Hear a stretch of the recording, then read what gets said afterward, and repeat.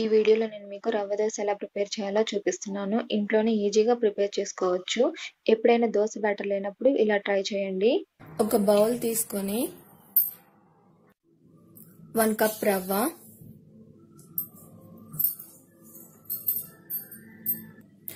1/2 cup బియ్యం పిండి,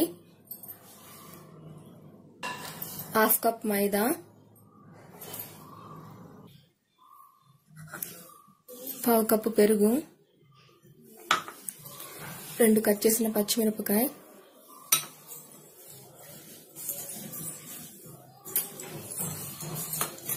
సన్నగా తరిగిన కొత్తిమీర, రుచికి సరిపడా సాల్ట్,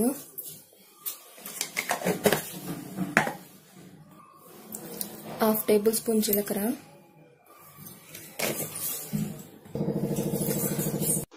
ఈ మిశ్రమంలో కొంచెం కొంచెం వాటర్ పోసుకుంటూ దోస బ్యాటర్లా కలుపుకోవాలి. ఈ రవ్వ దోసకి వాటర్ ఎక్కువగానే పడతాయి. చాలా పలుచగా కలుపుకోవాలి ఈ పిండిని. ఇది ఇన్స్టెంట్గా చేసుకోవచ్చు ఇంట్లోనో. ఎప్పుడైనా దోస బ్యాటర్ లేనప్పుడు ఇది ఈజీగా అవుతుంది. ఈ విధంగా వీడియోలో చూస్తున్న విధంగా వాటర్ పోసుకుంటూ కలుపుకోవాలి.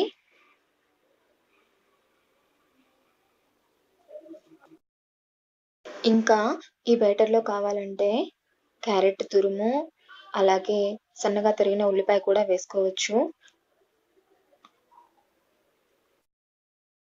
ఇంకా కావాలనుకున్న వాళ్ళు కొబ్బరిని సన్నగా తరిగి పెట్టుకొని కూడా వేసుకోవచ్చు.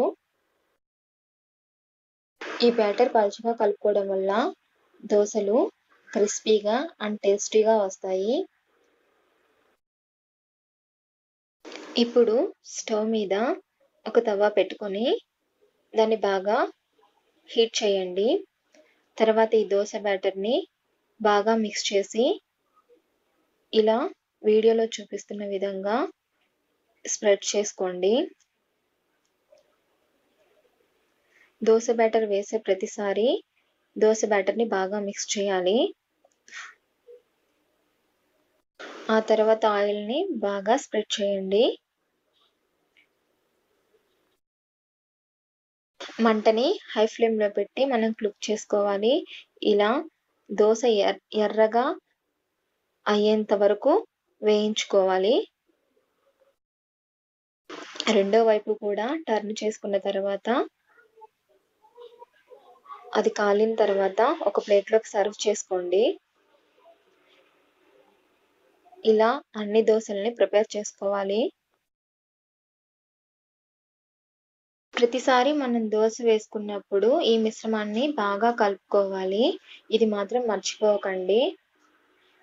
ఈ రవ్వ దోసల్ని కారపొడితో కానీ, ఊరగాయతో కానీ, అలాగే సాంబార్తో కానీ, చట్నీతో కానీ సర్వ్ చేసుకుంటే చాలా టేస్టీగా ఉంటాయి. చూసారు కదా అండి, ఇంట్లోనే ఈ విధంగా రవ్వ దోసని చాలా తొందరగా ఎలా ప్రిపేర్ చేసుకోవాలో. ఎంతో టేస్టీ అయిన రవ్వ దోస రెడీ.